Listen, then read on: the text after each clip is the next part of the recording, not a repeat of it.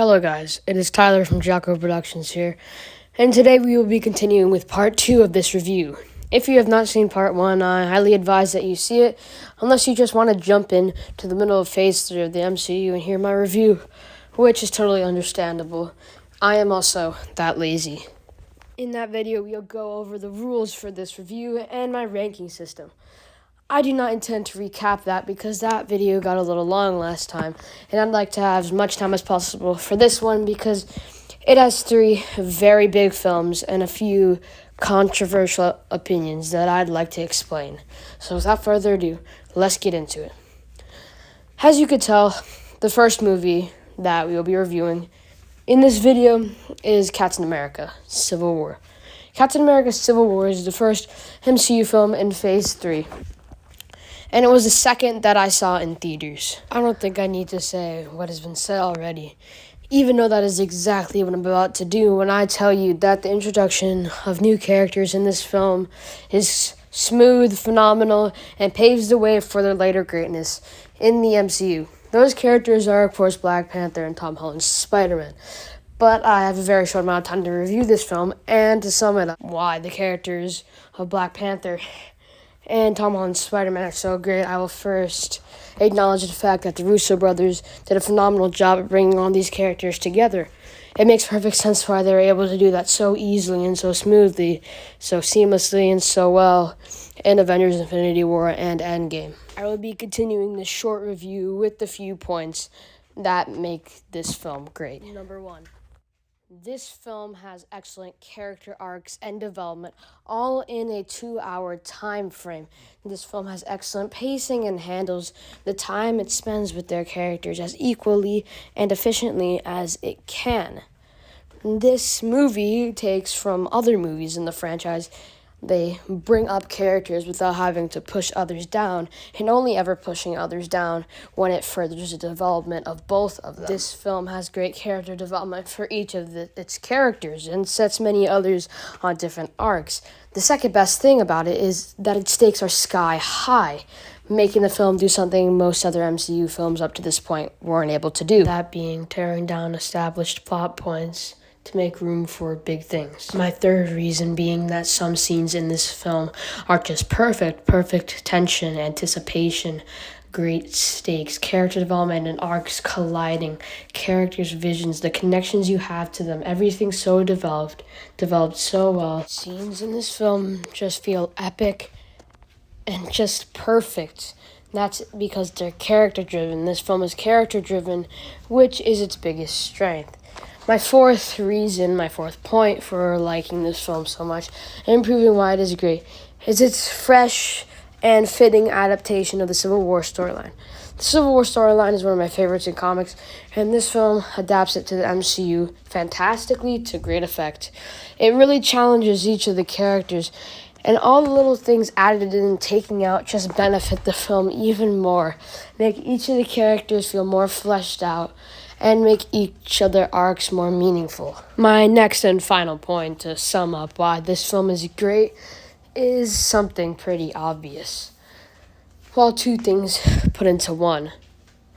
And it's something that I've touched on with all my other points. It is that everything in this film is so rooted in character. The action in this film, though great, though fantastically choreographed, though unique and anything but lazy, it all works because it is rooted in character growth. And the little fan service there is handled very nicely, and the introduction of characters is great. This film really has some great moments, including the ending, which I adore so much, I cannot even describe it, and the airport sequence. There's so many conflicts, so many little conversations. I mean, it really feels like a good direction for the MCU to go in after where it was, and I love that. I give this film a 9.5 out of 10. To sum up why I think this film is underrated by many critics of the MCU, I'm going to point out the fact that I love how it tackles dark subject matter, and it was the first time the MCU really did it, introducing a new character very freshly and making him feel his own here. Though having criminally under-talked about visuals and great themes communicated in such a way that I feel like this film deserves more credit. I truly can't identify anything else more about this film besides its themes, those themes being excellently communicated. I give the film 8.6 out of 10. When this film first came out, I wasn't understanding all of the hype. Sure, it looked fun, it looked funny, and it looked like it could have some cool action, but when I saw it, I wasn't too impressed. I still liked it. The film was hysterical, but it wasn't anything too special. But I've noticed that this film is very watchable. I used to watch it all the time when it was on Netflix, and this is probably the MCU film that I've watched the third most. Second, this film is very funny. Third, the villain is fantastic. Ego, you really dislike him, and he does pose a threat. He is well developed. You get to spend extra time with the characters, and you really get to see a deeper side to each of them, and the themes about family string very clear with this film. Give it an 8.7 out of 10. I was definitely not as obsessed with this film as many others were, but now after rewatching it, I've come to realize certain things about this film. First, I love how it's kind of a side story in the MCU. It's a smaller adventure. Spider-Man is a friendly neighborhood Spider-Man, but Peter Parker is always trying to be more. You really sympathize with Peter Parker, and he gets developed well, and the thing at the end where he has to lift building off of him was a great reference to the comics and worked well with this film. Also, the Vulture is fantastic in this film. You understand him, you empathize with him, and he is intimidating. Though Tom Holland isn't the greatest on-screen Spider-Man or the most faithful, he is a great one for the MCU, and the direction is pretty good in this film. I give it an 8.6 out of 10. Honestly, the best things about this film are how it is bold, original, and unique, and it is heavily stylized and probably the most original thing and just unique thing the MCU has made in a long time. First, Hela is a great villain. Again, I just realized 2017 has 3 great villains in a row for Marvel movies. Hela has 2 of the attributes that make a great villain. She is sympathetic and intimidating. She poses a threat, but she is not empathetic. I also love how this film adapted 4 of my favorite storylines. I, of course, wish it did more with them, but this film does enough. I love the beginning of the film.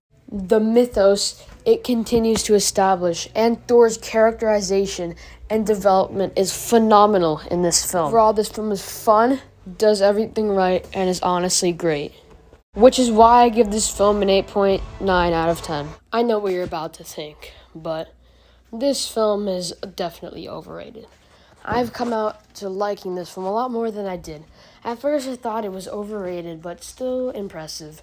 Not as remarkable as everybody was saying. Learned more about film, saw in a different light, yada yada yada. If you've been on my channel for more than 2 months, you've heard me say things like that a lot.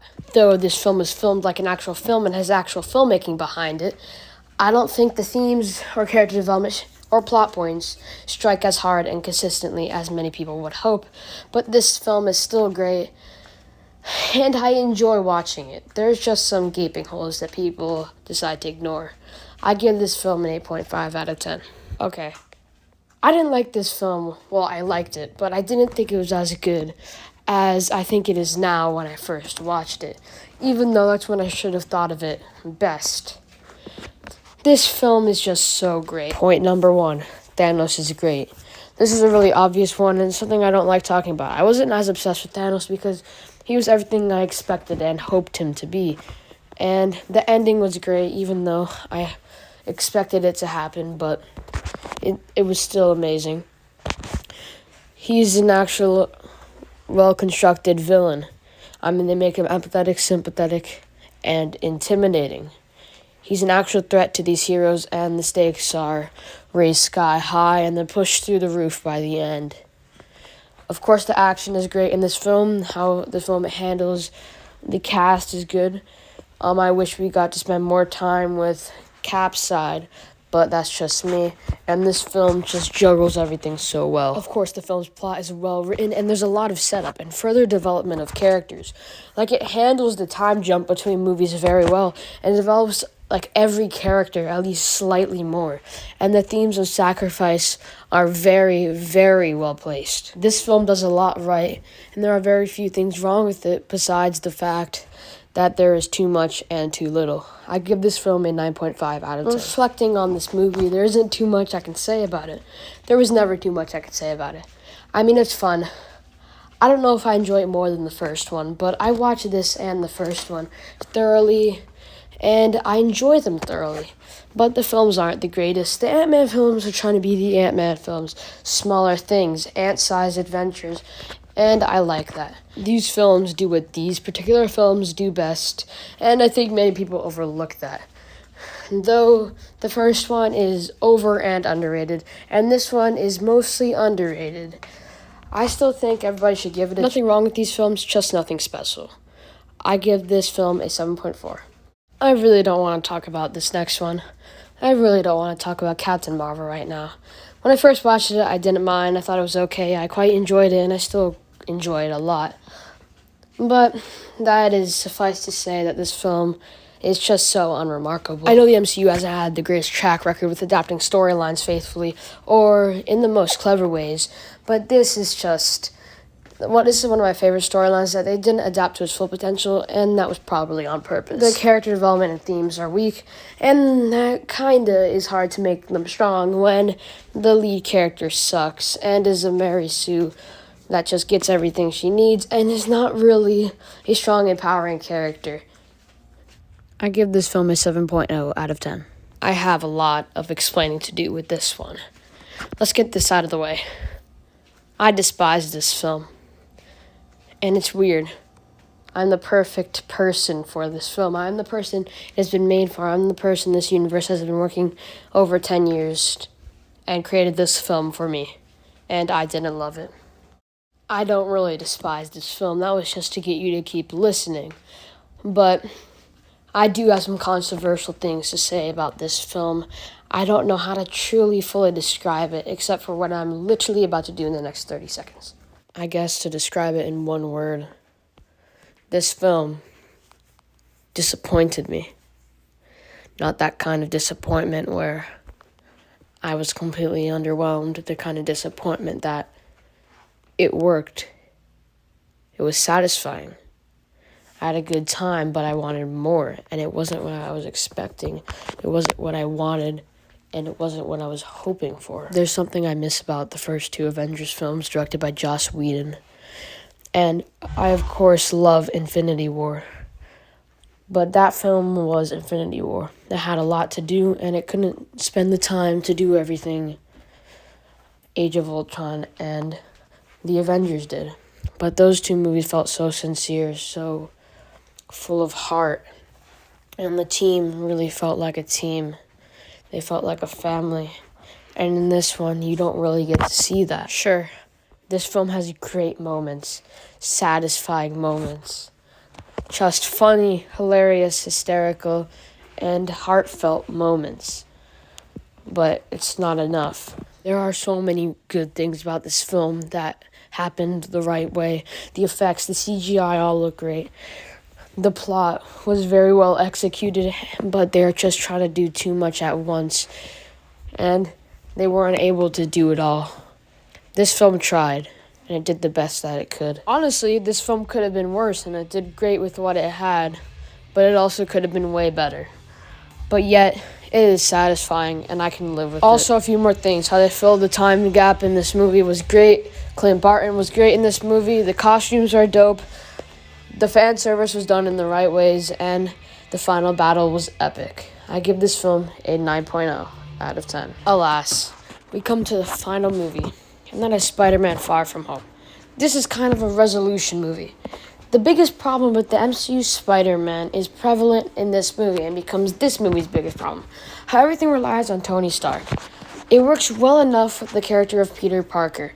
But the last movie was supposed to be about Peter Parker becoming his own superhero, and now he's still relying on Tony Stark, trying to be the next Tony Stark, and that's a weakness for this movie. This movie, honestly, is just fun. There's nothing truly wrong with it. It's just that it could have been way better, and many better aspects are sacrificed in this movie. I give this film an 8.2 out of 10.